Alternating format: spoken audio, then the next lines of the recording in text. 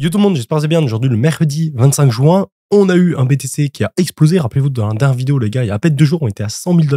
Là, on est à 107 000 $. Ça régale. On a eu le titre de la dernière vidéo qui tombait à pic. Je vous avais dit, est-ce qu'on pourrait avoir une paix qui pourrait arriver entre, du coup, le conflit qu'on a entre Iran, Israël, les US. Et du coup, c'est exactement ce qui est en train de se passer. Alors, vous allez voir que c'est en théorie. Après, en concret, il faut voir comment ça se modélise. Mais Trump est vraiment parti sur l'optique de faire la paix, l'optique de voilà, calmer tous ces conflits et que ça aille mieux. Mais donc, ils ont effacé la menace nucléaire de l'Iran. Hop, on passe à autre chose. Et du coup, les marchés ont ultra bien réagi. C'est ce qu'on avait vu ensemble dans la dernière vidéo. J'avais parlé du fait que je voulais rentrer en longue sur BTC, même si on était un peu au milieu entre les 92 000 et 111 000. On avait quand même pas mal de liquidations. Rappelez-vous, un short squeeze allait chercher vers les 111 000, avec aussi les fundings qui sont bas.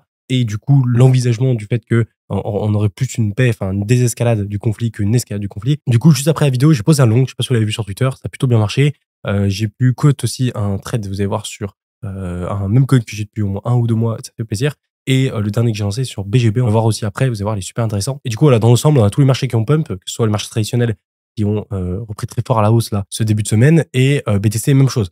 Vous allez voir quand même que sur ETH, il faut faire gaffe, parce que je vais montré le scénario où en fait, on peut y revenir là sur les 2004 comme on est en train de le faire actuellement. Et en fait, tant qu'on passe pas ce niveau, bah, on reste bloqué sur la résistance, ce qui fait qu'on valide en fait cet ancien support en tant que résistance. Et là, on peut se faire rejeter beaucoup plus fort. Du coup, faut faire attention à ça. La dernière fois, on avait vu la performance qui était complètement folle de BTC face aux altcoins et la sous-performance des altcoins face à BTC qui faisait quand même très mal. Ça s'est un petit peu inversé durant les derniers jours, mais bon, rien d'exceptionnel. Pour l'instant, on reste sur une dominance du BTC qui est ascendante et ça risque de continuer, je pense, pour voilà, pour les prochaines semaines, prochains mois, surtout si ETH en fait n'arrive pas à reprendre le lead. Et je pense que tant que ETH ne reprend pas le lead, en fait, on n'aura pas le reste des altcoins qui suivront une tendance haussière. Donc voilà, pour commencer directement avec Twitter, ça pouvait pas tomber mieux. Vous voyez, comme titre de vidéo hier, et ça, je t'avais mis Bitcoin, ne faites pas cette erreur pour ceci. Ah non, c'est pas ça que je veux mettre. C'était Bitcoin, un retour de la paix. Je viens de voir que je me suis trompé. Et j'ai mis 2 fois, ne faites pas cette erreur pour ceci, ne faites pas cette erreur pour ceci, qu'on oublie de changer de titre de vidéo. Bon, c'est pas grave. De base, c'était voilà, Bitcoin, un retour de la paix. Et c'est vrai que c'est extrêmement bien tombé parce qu'on a eu un joli discours de Trump. Après, voilà, reste à voir concrètement, en fait, si, attention, vont réellement retomber comme il le dit. Mais en gros, voilà, pour lui, ouais, il est parti sur la paix.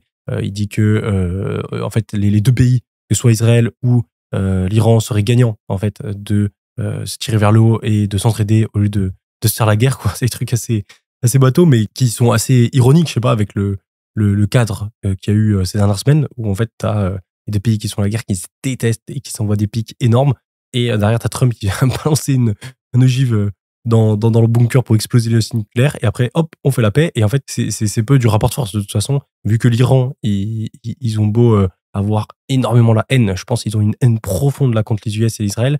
Bah en fait, même s'ils ont grave la haine, vu qu'ils n'ont pas énormément d'artillerie militaire et qu'ils n'ont pas des missiles de fou, ils peuvent pas faire une contre-attaque face à ça, quoi. Ils peuvent pas tenir. Du coup, ils sont obligés d'avaler leur ego et d'accepter cette défaite un peu. Donc Trump et les US, au final, bah, les grands gagnants dans l'histoire, parce qu'ils ont réussi à enlever, c'est ce qu'ils voulaient faire, ils ont enlevé l'armement nucléaire de l'Iran, tout en gardant une paix à moyen terme, enfin sans qu'il y ait de conflits supplémentaires qui s'ajoutent. Après, voilà, à voir en concret comment ça se matérialise, parce que tu peux toujours avoir voilà, des pics qui s'envoient.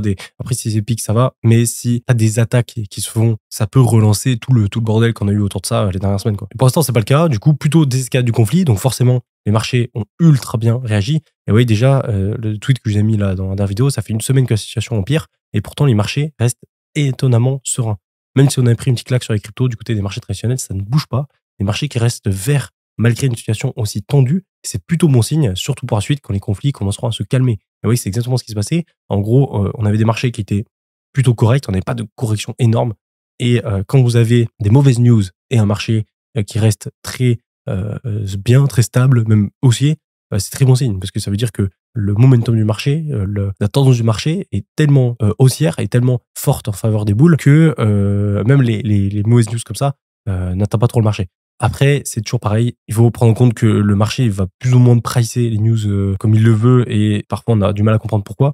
Mais certaines news qui paraissent beaucoup plus anodins que d'autres bah, vont beaucoup plus impacter le marché et des news comme ça, comme des conflits mondiaux qui paraissent beaucoup plus gros, en fait, vont beaucoup moins impacter les marchés. Mais du coup, là, on l'a très bien vu. Et dès que ouais, les conflits ont commencé à se calmer, bah, bam, les marchés, ils ont encore remonté. Parce que ça a enlevé l'incertitude qu'on avait par rapport à ça. Et du coup, bah, les marchés, forcément, ils aiment.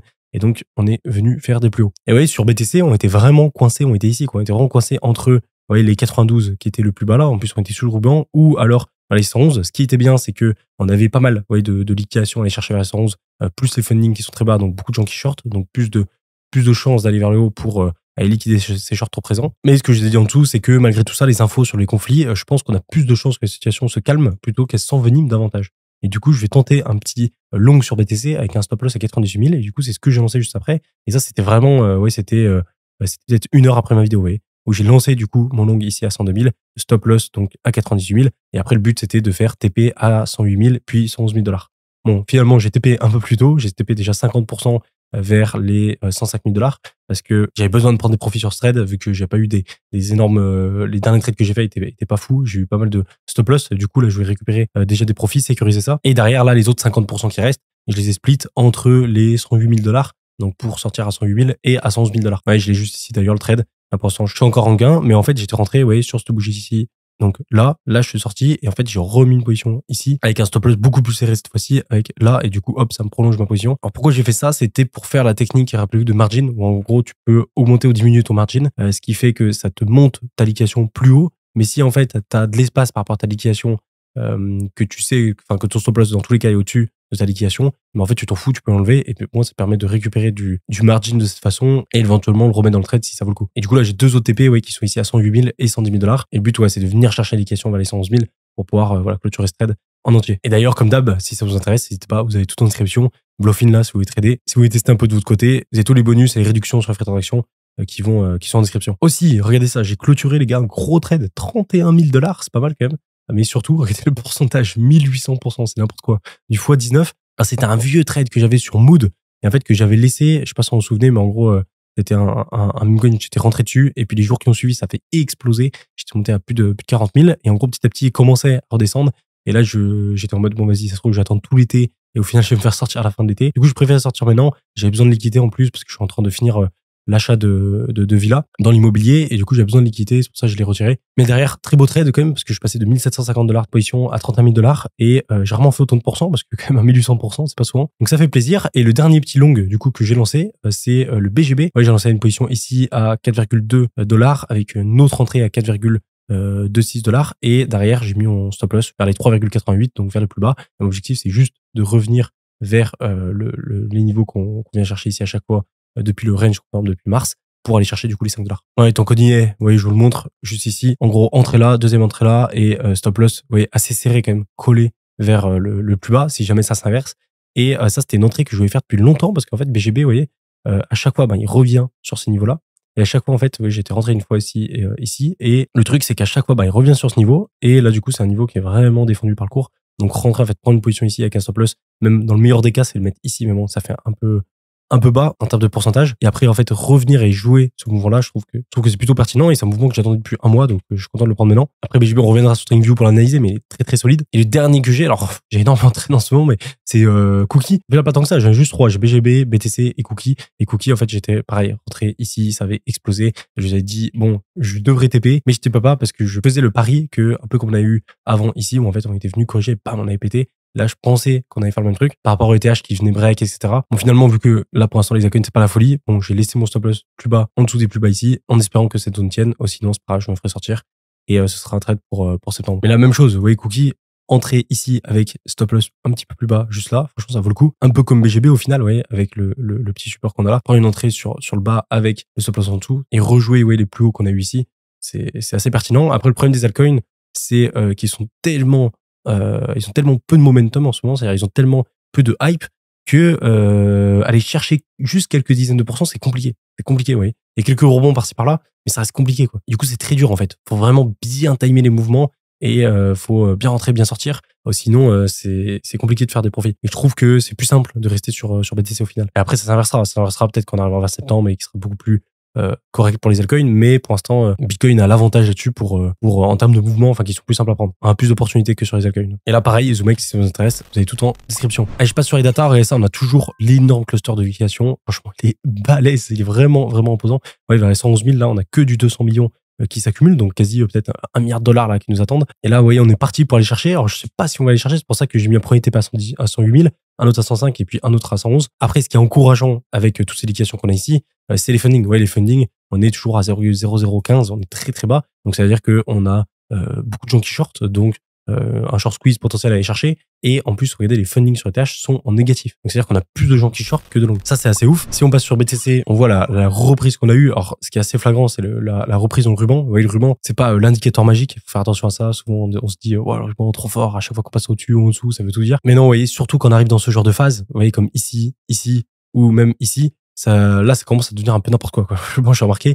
Et le ruban est beaucoup plus pertinent. Et ce que j'expliquais aussi pas mal sur les altcoins, quand on a des breaks. C'est-à-dire que quand on a passé tout le long, en fait, ouais, à passer au-dessus, en dessous, au-dessus, en dessous, et que, en fait, on a enfin un break qui se fait avec un pullback, vous voyez, sur le ruban. Et là, on a pullback qui joue. Derrière, en fait, en général, vous voyez, ça se déroule plutôt bien. Pareil ici, vous voyez, tout le long, on est dessous.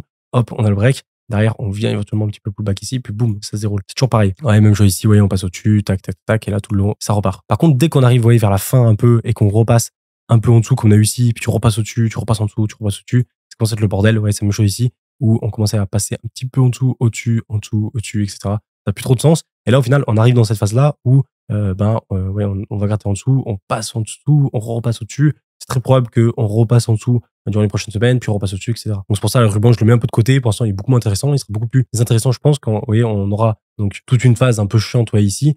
Et au moment où on a le ruban qui reviendra comme ça, et là, on aura le break qui se fera avec le pullback, là, ça sera super intéressant. Mais pour l'instant, ouais, on n'y est pas. Ce qu'il faut surveiller et ce qu'il faut faire gaffe, rappelez-vous, c'est en weekly. Toute la zone qu'on avait ici au niveau du ruban, oui, pour l'instant, on est encore au-dessus, on a de la marge, mais c'est surtout ce qui m'intéressait, rappelez-vous, le RSI. Donc, il y a pas mal dégonflé, ça c'est intéressant, mais surtout le MACD. On se rapprochait, là, j'ai vu l'autre jour, quand on a commencé à faire la grosse bougie rouge, là, de ce début de semaine, on commençait à avoir les deux courbes du MACD qui commencent à vraiment se rapprocher. Finalement, avec la bougie verte, bah oui, on recarte un peu les deux courbes, mais ça joue de peu. C'est-à-dire là, il suffit que, en fait, BTC vienne corriger, qu'on vienne sur le bas du ruban, enfin sur le haut du ruban plutôt vers les 95, 92 000 $. On pourrait avoir le croisement du MACD en daily, en weekly qui pourrait se faire en croisement bearish. Et ce serait dommage parce que du coup, on annulerait un peu, vous voyez, toutes les mouvements de hausse qu'on avait ici à chaque fois. Et du coup, pour pas que ça se produise, en fait, il faut que BTC continue à gratter vers la TH et que ensuite il break durant les prochaines semaines, prochains mois. Sinon, rappelez-vous, on avait aussi un petit gap CME que du coup on a comblé assez rapidement, qui était vers les 103 000 $. Du coup, il a été comblé hop, direct. Pour l'instant, on n'a pas d'autre gap à part celui qu'on a ici vers les 92. Et aussi, la deuxième chose qui a bougé depuis la dernière fois, c'est la Bitcoin dominance. Vous voyez, qui a légèrement chuté. On est repassé un peu en dessous du plus bas qu'on avait là. Mais en vrai, la petite baisse qu'on a eu ici, qui a fait profiter des altcoins, moi, je pense que c'est juste une petite baisse dans une tendance plus haute et qu'on va continuer à monter sur la Bitcoin dominance et avoir un Bitcoin qui domine toujours plus le marché. Enfin, en tout cas, pour cet été. Et on le voit, oui, au niveau du Total 3, le petit rebond qu'on a eu, mais qui est quand même on n'est pas dans la même dynamique que BTC. Vous voyez, BTC, lui, il est beaucoup plus, ouais, il est là, hop, il est venu corriger, il est venu ici, là, hop, ensuite il est remonté, et BTC, il est là. Alors que là, le Total 3, vous voyez, ça galère, quoi. On est bien descendu depuis, le rebond qu'on fait, bah, il est tellement minime comparé à la baisse qu'on a fait, qu'au final, on se retrouve quasi au plus bas, alors que BTC, lui, il est plutôt ici, comparé à ses plus hauts. Donc, on a quand même une belle différence, et c'est vrai qu'il y a de la marge, parce que, vous voyez, juste le temps de revenir vers le point pivot ici, où on s'est fait rejeter plein de fois, il nous faut, voilà, une belle jambe haussière du côté des altcoins. Du coup, c'est pas pour tout de suite. Surtout que je vois pas mal de gens s'exciter par rapport à ETH en mode, ça y est, c'est reparti ETH, etc. Mais les gars, moi, je le sens pas trop ETH. Juste regardez ETH BTC. Vous voyez, on a, du coup, la sous-performance de ETH à BTC qui a fait complètement chuter, le cours. Et derrière, ce qui est un peu dramatique, ce qu'on est en train de faire, et ça, j'aime pas du tout, c'est quand on vient tester. Donc, voilà, là, on avait un support qui était ici. Et en fait, quand on vient casser le support, revenir le tester en tant que résistance et c'est rejeté, c'est le pire des trucs. C'est un pullback à l'envers, en fait. Au lieu de faire, voilà, que ce soit une résistance, on le casse, on valide en tant que support et on remonte, on fait juste l'inverse, en fait, c'est un support, on le casse, on valide en tant que résistance et on se rejeté. Et ça, en général, quand on est ici, souvent ça pue et on va redescendre beaucoup plus bas. Et ça, on va le savoir vraiment dans les prochains jours, si ou pas, on casse et là, du coup, hop, ça s'inverse, ou alors on s'est rejeté, de ce que je disais juste avant, et là, par contre, c'est largement moins bien. Et sur ETH, vous voyez, c'est la même chose. Et je vous avais partagé ce scénario-là dans la dernière vidéo, où vous voyez, on a le support ici. Et en gros, on vient tester encore une fois à chaque fois. Et là, on casse. Et là, on revient tester en tant que résistance. Et là, si on s'est rejeté, donc ça va être beaucoup plus violent. Et en fait, derrière, quand on s'est rejeté, on va casser les plus bas qu'on a là. Et du coup, on va chercher, en général, voilà, souvent vers là, on pourrait clairement aller chercher 2000 $. Et on le voit en daily, ouais, c'est un peu le même truc. Au final, voilà, on casse, on revient tester. C'est pas encore fait, hein. Vous voyez, là, on peut très bien remonter et ça serait le top. Mais si vous voyez que ça commence à se rejeter et qu'en fait, on revient ici, là, ça pue vraiment parce qu'on risque d'aller chercher un plus bas et après d'enchaîner et de continuer. Si par contre on réintègre le range, bon, ce serait assez ouf parce qu'au final, on serait passé en dessous, au-dessus pour le réintégrer. Et regardez, en plus, ce qui aide pas, c'est le ruban. Ça, c'est le pire. On a le ruban, on était tout le long au-dessus. On passe en dessous. Et là, en fait, ça fait un peu l'inverse. Vous rappelez-vous, quand on a le ruban, on passe au-dessus, on fait pullback et ensuite on repart. Là, c'est l'inverse. Du coup, on passe en dessous, on fait pullback à l'inverse et on s'est rejeté, quoi. Donc bon, ETH à surveiller. Et c'est vrai que si la ETH commence à nous faire ça et se faire rejeter sur cette résistance, bah, ça va être très compliqué pour les altcoins, quoi, parce qu'on risque d'avoir un BTC qui garde sa dominance, les altcoins qui vont se mettre à chuter encore plus, et on va voir bah, Total 3 qui dégringole, le Bitcoin dominance qui remonte. Après, je sais pas si c'est un avantage ou pas, mais vu qu'on aura une Bitcoin dominance qui va continuer à remonter, bah, quand on va avoir les Q-Season et que ça va se retourner, on aura beaucoup plus de marge pour aller chercher une Q-Season, donc ça c'est cool. Mais pour l'instant, ouais, on va souffrir sur les altcoins. Après, attention, on s'est pas encore fait. Le truc qu'il faut prendre en compte, que je vous ai montré tout à l'heure, c'est que les fundings sur ETH sont négatifs. Donc ça veut dire qu'on a plus de gens actuellement qui parient à la baisse que de gens qui parient à la hausse. Donc si le cours vient à se faire rejeter sur la résistance là et qu'on chute, ça veut dire qu'on aura plus de gens gagnants vu qu'on a des fundings négatifs. Donc ça, faut le prendre en compte, et c'est pour ça qu'on peut aussi avoir une réintégration de range et même retourner en haut du range pour du coup liquider tous ces shorts qui sont trop présents, enfin qui sont plus présents que les longues. Et c'est pour ça que là, du coup, faut pas se précipiter. Moi, personnellement, ETH, je le touche pas. J'attends juste de voir comment il réagit sur cette résistance. Voir s'il se rejeté ou voir s'il passe. Et ça, vous pouvez le savoir très rapidement. Hein. Si vous voyez que on commence à empiler quelques bougies rouges, juste on se situe ici vers les 2003, ça pue. Si inversement, vous voyez, on passe au-dessus, donc là, on est vraiment pile dessus et on passe plus au-dessus ici vers les 2005-2006, là, c'est bon. Donc ça a joué, je pense, dans la semaine. Tiens, il y avait aussi un petit altcoin BGB que je vais vous montrer. Du coup, je suis rentré en long tout à l'heure, que j'ai montré sur BitGet. En gros, vous voyez, zone de support juste là. Là, on revient dessus. Et donc, jouer, vous voyez, ce mouvement-là à chaque fois, c'est super intéressant. Moi, je l'avais joué ici la dernière fois. Et du coup, rejouer ça peut être vraiment pas mal. Et BGB, franchement, solide. Regardez le graphique. Alors, c'est l'un des altcoins au final où j'ai fait ma meilleure perf parce que j'étais rentré full ici à 18 centimes jusqu'au plus haut là où j'ai pas mal vendu. En vrai, j'ai vraiment fait une masterclass sur BGB là, d'avoir acheté à ce moment-là et puis d'avoir holdé tout le long et revendu sur toute cette hausse là. J'ai vraiment fait le achat bas, vente haut, ce qui arrive au final très peu souvent parce que c'est très dur d'acheter au plus bas pour vendre au plus haut. Mais bon, après là derrière où j'ai pas forcément été smart, c'est que les BGB que j'ai vendus, ce qui est beau, c'est que j'ai mis quelques dizaines de milliers d'euros et j'ai pu en retirer plusieurs centaines de milliers d'euros. Mais la plupart de ces TP que j'ai pris, je l'ai réinjecté dans d'autres cryptos, etc., qui ont chuté depuis. Donc au final, je l'ai pas forcément récupéré à 100% parce que je l'ai réinvesti et j'ai eu des pertes derrière. Mais ce qui est bien, c'est que j'ai mis quand même une bonne partie de ces BGB dans mes investissements immobiliers et du coup, ça a permis de cash out dans l'immobilier. Mais du coup, pour revenir sur BGB, oui, c'est toujours la même construction. C'est-à-dire que c'est vraiment zone de structuration là pour poser en fait le prochain break. Ensuite, on a le break, on a la tendance haussière.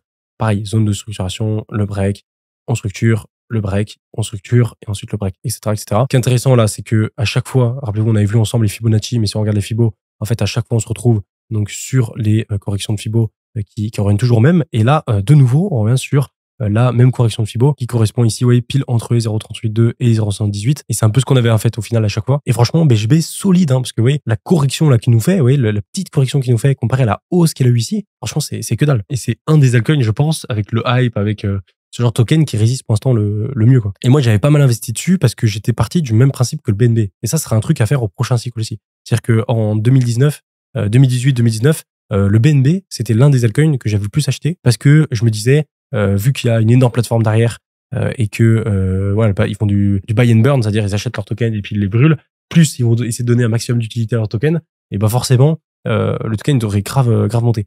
Et c'est vrai que ça avait ultra bien marché. J'avais fait pas mal d'argent en 2021 sur le BNB. Et du coup, en 2022, si vous regardez mes vidéos à ce moment-là, en bear market, je vous avais dit la même chose, mais du coup sur le BGB, parce que vu que c'était BitGet qui était en train de monter, et ben le BGB, du coup, il pouvait voir le coup, et du coup, j'avais full investi sur BGB, et du coup, j'ai refait le même coup, mais sur BGB, et du coup, là, je me pose la question, sur quel token je vais faire le même coup au prochain cycle. Parce qu'il y a ZoomX et Bluefin, que je regarde pas mal, peut-être plus Bluefin, mais Bluefin, ils ont pour l'instant pas de token. Et s'ils ont un token qui arrive durant ce cycle ou durant le bear market, et qu'ils leur donnent pas mal d'utilité, ils font du buy and burn, etc., ça peut avoir le coup de refaire le même coup pour le troisième bull run. Bon, après, voilà, on a une belle performance sur BGB, mais on a d'autres tokens, ouais, comme l'ATR. Ah, c'est pas la même, quoi, c'est compliqué. On revient, les gars, plus bas. Là, on a fait un plus bas que ce qu'on a fait en avril. Pour dire à quel point c'est chaud, quoi. C'est comme si BTC, là, il revenait à, je crois que c'était 74 000. Donc, on n'est pas du tout dans le même game. Derrière, ce qui est quand même intéressant sur ATR, c'est que, ouais, il revient, donc, sur ce support, là, qu'on avait, qui est quand même assez historique. On est revenu plusieurs fois chercher un bottom et on a du rebond, donc ça c'est cool. Et surtout là on peut commencer à former une belle structure. Alors c'est vraiment trop tôt pour la valider, mais on peut commencer à former ce genre de belle structure là, éventuellement en beau W, ce serait vraiment propre et ce serait parfait parce que juste le temps de remonter tranquille, de revenir ici, ça pourrait prendre tout l'été. Et ensuite, casser vers septembre et accélérer fort. J'y crois toujours, ATR, je trouve que le projet est toujours très bien derrière, mais faut être patient. Et là, on a quand même des belles amplitudes sur ATR. On a juste, pour revenir ici, on doit avoir quoi, 160, 150%. Et pour revenir là-haut, on a au moins 500%. C'est parce que c'est des tokens qui restent quand même peu capitalisés. Là, on doit être aux alentours, je sais pas, de 20 millions de market cap sur ATR. Mais ça reste quand même assez faible. Après, il y a des tokens encore plus faibles en termes de capitalisation qui sont encore plus volatiles. Bon, après ça, je vous les passe pas trop parce qu'en fait, c'est des tokens qui sont tellement peu capitalisés qu'il y a pas mal de risques. Et en fait, tu vas avoir, je sais pas, sur ce genre de token, tu vas avoir peut-être 1%, 2%, peut-être 5% des tokens qui vont réellement marcher. Et du coup, tu vas perdre peut-être 10, 15 fois avant d'avoir un projet qui marche vraiment. Par contre, quand le projet marche, en général, ça peut être pas mal. Mais là, c'est vraiment des petites capitalisations. Vous voyez là, par exemple, Codec. Alors, je m'y connais pas trop. C'est plutôt un pote qui s'y connaît bien, en fait, qui est plutôt dans la recherche de small caps, c'est-à-dire de très petits cryptos qui ont un gros potentiel, mais qui n'a pas été encore décelé par le marché. Du coup, moi, je suis moins là-dedans. Du coup, je suis plus en mode, je suis ces calls et j'essaye de comprendre qu'est-ce qui marche mieux comme projet ou un autre. Et le truc que je remarque dans les small caps, c'est que en fait, parfois, c'est juste un détail qui va faire la différence et qui va faire que le projet va bien plus exploser que les autres. Et ça joue de peu des fois. Et là, Codec, ouais, par exemple, c'est un des projets sur lesquels j'ai pas mal rentré. J'ai fait que acheter là tout le long. Et pas mal, ouais, pour l'instant, parce que lui, très, très volatile. Regardez ça, c'est abusé. Quand vous avez un token comme ça qui a à peine de quelques millions de market cap, vous voyez, juste le fait d'aller ici à ici, c'est genre 230%. C'est n'importe quoi. Mais inversement, vous voyez, juste le fait de, par exemple, là, on est ici, hop, ça corrige, je reviens là, bam, moins 70%. C'est ultra volatile. Et du coup, ça va vite. Vous voyez, par exemple, sur ce token, là, j'ai posé 13 000 de position. Alors, peut-être un peu trop. Mais ouais, je suis à 17 000 en holding. Donc, ça veut dire que je suis à plus 9 000 pour l'instant de profit. Mais le truc, c'est qu'il y a à peine quelques jours, ouais, j'étais un peu en négatif. Et en fait, juste, tu descends tout petit peu en négatif, ouais, de là à là, t'as moins 30%. Sur 10 000 balles, ça fait déjà moins 3 000, quoi. Et après, le truc aussi à prendre en compte, c'est qu'il y a vraiment des moments, en fait, pour acheter les small caps. Là, bon, par exemple, le seul sur lequel je suis positionné, c'est celui-là, Codec. Mais sinon, j'en ai pas d'autres. Parce qu'en fait, actuellement, le marché, il est pas forcément en faveur des small caps. Mais il y a des moments où, des périodes de quelques semaines, où, en fait, on va avoir pas mal de liquidités qui vont arriver dans les small caps. Et là, par contre, tu as des performances de fou furieux à faire. Mais c'est à des moments très précis. Pour ça, faut pas se précipiter. Il faut bien attendre, en fait. Il faut être patient et attendre le bon moment. Mais c'est pas facile. C'est jamais facile parce qu'en fait, quand le bon moment arrive, souvent, ça peut me très vite, quoi. Donc bon, n'hésitez pas à me dire en commentaire, d'ailleurs, si vous avez des small caps, des trucs comme ça, que vous holdez de votre côté. Et à me dire aussi si ça vous intéresse que je vous partage ce genre de tokens comme ça qui sont beaucoup moins capitalisés, mais à prendre avec des grosses pincettes, avec beaucoup de précautions, parce que ça risque des projets naissants qui peuvent très vite mourir, en fait. Donc, avec beaucoup de risques et beaucoup de volatilité. En tout cas, si ça vous intéresse, avant, j'étais sur Bullix pour acheter ce genre de petits cryptos, en fait. Et là, j'ai changé parce que Bullix, ils soutiennent plus Solana. Enfin, c'est un peu le bordel. Et du coup, je suis passé chez Axiom Pro. C'est bien mieux. Et ouais, des fois, j'ai des petites récompenses. Là, par exemple, j'ai gagné 0,18 sol. Alors, je sais pas comment ça fait. C'est pas non plus énorme. Mais bon, hop, je peux claim. Et en fait, je suis directement connecté à mon wallet et ça, c'est cool. Voilà aussi, si ça vous intéresse, je vous mettrai le lien en description si vous voulez tester de votre côté. Allez, on finit. Je voulais passer quelques graphiques au niveau Twitter que je trouve intéressants. Je voulais parler des STH et des LTH. Alors, les STH, c'est les short-term holders et les LTH, c'est les long-term holders. Alors, rappelez-vous, souvent, les STH, ils sont assez représentatifs de l'euphorie court terme qu'il y a sur les marchés. Et inversement, les long-term holders, souvent, eux, qui vont plutôt être dans la temporisation et réussir à plutôt trouver les bons points d'entrée et de sortie. Moi, je grossirais, parce que souvent, c'est pas exactement ça. Mais vous voyez, classique, vous voyez, avec l'intensification du conflit, les short-term holders sont les premiers à en faire les frais. Donc, on a le SOPR, qu'on regarde souvent comme indicateur, qui repasse sous le seuil de rentabilité, ce qui indique que la majorité commence à vendre à perte. Pour le moment, oui, c'est pas très violent, mais les choses pourraient s'accélérer très vite. Et en gros, ce qu'il faut retenir, c'est que quand on a les short-term holders là qui capitulent, c'est qu'on a des bons points d'entrée qui commencent à arriver sur le marché, en gros, parce que c'est voilà, le FUD complet. Et on le voit assez bien, ouais, avec le graphique où à chaque pic, ouais, on peut regarder chaque pic bleu qu'on a, c'est souvent les tops de marché, ouais, qu'on a ici, on le voit très bien ici, on le voit très bien aussi là. Et en fait, c'est l'euphorie qu'on a sur les short-term holders. Inversement, quand on commence à avoir en fait les bottoms sur les short-term holders, c'est-à-dire qu'ils vendent à perte, et du coup on a le FUD du côté des gens qui hold à court terme, et souvent c'est les bottoms qu'on a à court terme. On le voit pareil. Regardez, à chaque fois qu'on a ce genre de bottom, on est souvent sur une baisse assez énorme assez significatif des short-term holders. Et là, ce qui est intéressant, c'est que du coup, on était pas mal sur des pics, donc on était assez sur des points hauts. Et là, du coup, on commence à passer du coup dans le négatif avec des short-term holders qui paniquent et qui vendent. Alors ça, c'était pour la baisse qu'on avait ici vers les 100 000 $. Avec la hausse qu'on a eu, les short-term holders, ils ont dû remonter un peu. On va le mettre à jour. Les deuxièmes, du coup, que je regarde, donc c'est à l'inverse des short-term holders, les long-term holders, LTH. Et ça, on peut le combiner, les long-term holders, avec le CDD. Donc, c'est le Coin Day Destroy. Ça permet, voyez, on l'explique ici, de comptabiliser le nombre de jours qu'un BTC a été conservé avant d'être vendu. Donc, combien de jours un BTC a été holdé. Et lorsque, du coup, en fait, ça augmente, ça veut dire qu'on a les long-term holders qui vendent et que donc, on a une pression vendeuse qui est plus forte, en fait, sur le marché. Et du coup, en fait, ça va dans les deux sens. C'est-à-dire que quand on a des pics, en fait, sur cet indicateur-là, soit c'est par rapport au top, soit c'est par rapport au bottom. Mais ça représente un peu l'émotion, l'euphorie, le FUD qu'on a sur les long-term holders. Et vous voyez là, de nouveau, on retrouve en fait, vous voyez les pics, vraiment les énormes pics ici, qu'on a eu en 2021, qu'on a eu aussi ici pour le bottom de FTX. Pareil pour les tops qu'on a eu ici en 2024, vous voyez, de nouveau ici vers fin 2024. Et en fait, à chaque top voyez, de marché et à chaque bottom, enfin les gros bottoms qu'on a eu ici, un petit peu ici, bah, on a des pics au niveau de cet indicateur. Bon, et ce qui est intéressant, c'est que du coup, là, on a vu de nouveau des pics là, les dernières semaines où on s'était rapproché de la TH. Et là, du coup, depuis sur les derniers jours, dernières semaines,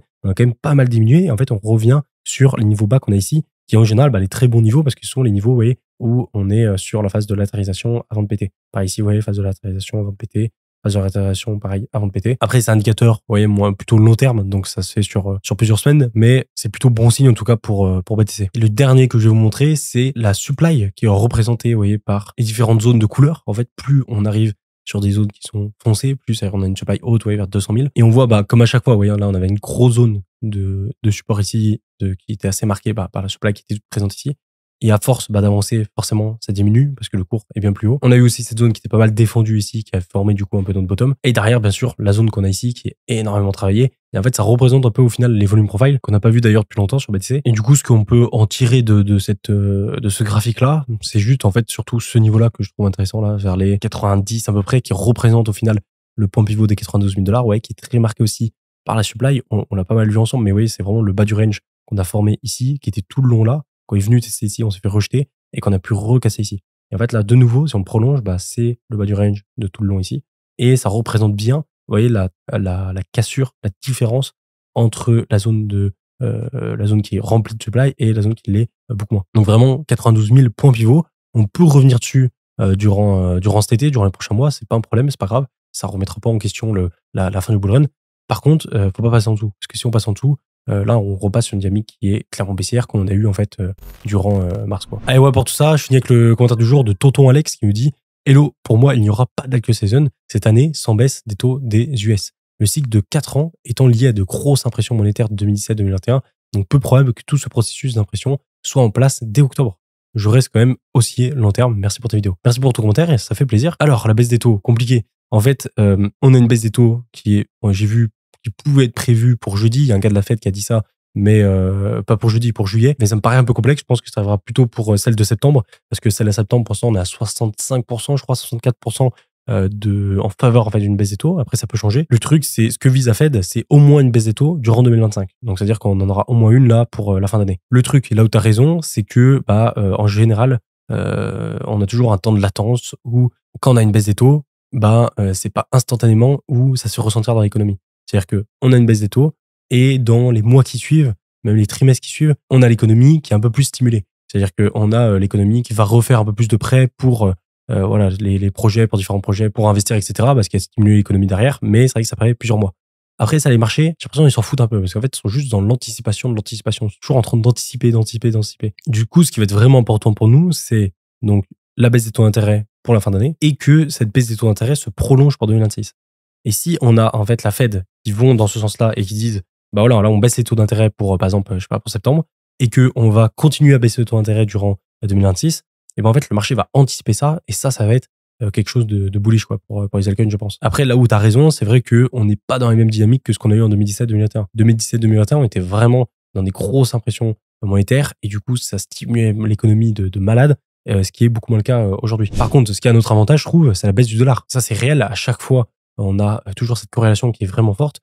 Où, vous voyez, c'est juste à regarder les bull runs. Vous voyez, regardez le bull run de 2017. De 2017 jusqu'à la fin du bull run. Ouais, la fin du bull run, c'était début 2018 ici. Et le début, c'était pas par là. On a eu le dollar qui était complètement baissier. Et ça avantage BTC parce qu'on a une corrélation entre le dollar et BTC qui est vraiment importante. Quand on a le dollar qui baisse, on a BTC forcément qui monte. Par ici, ouais, en 2021, on a commencé le bull run là en 2020 avec le Corona et on l'a fini la première jambe haussière, on l'a fini vers avril-mars 2021. La deuxième jambe haussière, on l'a fini vers novembre par ici. Et vous voyez, tout le long du bull run, pareil, on avait une baisse assez significative. Et là, même chose, vous voyez, depuis le début du bull run ici, depuis alors ouais, janvier 2025 même, on a commencé plus tôt, ouais, on a commencé le bull run vers septembre. Tout là, on est monté au début, mais on a quand même eu une belle jambe haussière.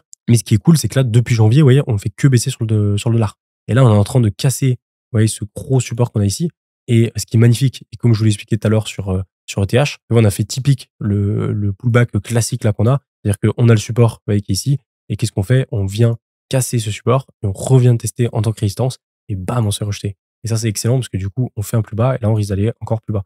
Et en fait, il faut que vraiment ça se prolonge durant toute la fin d'année pour avoir un dollar qui continue à baisser et que ça fasse une belle corrélation avec BTC. Donc en réalité, tant qu'on a le dollar qui continue à baisser, les marchés traditionnels, vous voyez, qui continuent à faire des plus hauts, ouais, là on est quasiment vers les plus hauts au niveau de S&P. Pareil pour le Nasdaq, on est sur un plus haut, donc magnifique. Et tant qu'on continue ces tendances-là de hausse sur les marchés traditionnels, le dollar qui baisse et les baisses des taux qui sont prévues, même si on n'a pas d'impression monétaire qui est forte comme on a eu en 2007-2021, je pense qu'on peut quand même avoir de belles performances sur le marché des cryptos et sur les altcoins. Après, le truc, c'est, moi, personnellement, plus je vois que les altcoins prennent cher, plus je crois à l'algo-season. Alors, c'est un peu contre-intuitif, mais je me dis que, en fait, plus les altcoins prennent cher, plus les gens, ils abandonnent, ils ont pas envie d'investir. Là, je vois autour de moi, personne n'a envie d'investir les altcoins. Personne n'a envie d'acheter les altcoins actuellement. Et du coup, je vois même aussi des gens qui capitulent et qui commencent à vendre leurs altcoins à perte parce que ils y croient plus du tout. Et je me dis que plus on va là-dedans, plus c'est bon signe pour une algo-season parce qu'en fait, on sera dans un moment où l'algo-season risque de se lancer quand il y aura vraiment très peu de personnes positionnées sur le marché, que les gens qui sont là depuis 4 ans et qui hold leur crypto, parce que plus personne n'y croit. Et c'est souvent dans ces moments-là où le marché repart au plus fort. Donc voilà, grosse vidéo, c'est tout pour aujourd'hui. N'hésitez pas à passer l'inscription, je vous mettrai Bluefin ZoomX si vous voulez trader. Je vous mettrai aussi Axiom Pro si vous voulez acheter un peu des small caps et tester tout ça. N'hésitez pas à me faire vos retours en commentaire sur BTC, sur les altcoins, sur les taux d'intérêt et sur les small caps aussi, ça m'intéresse. Je vous laisse là-dessus pour aujourd'hui et moi je vous dis à plus. Ciao!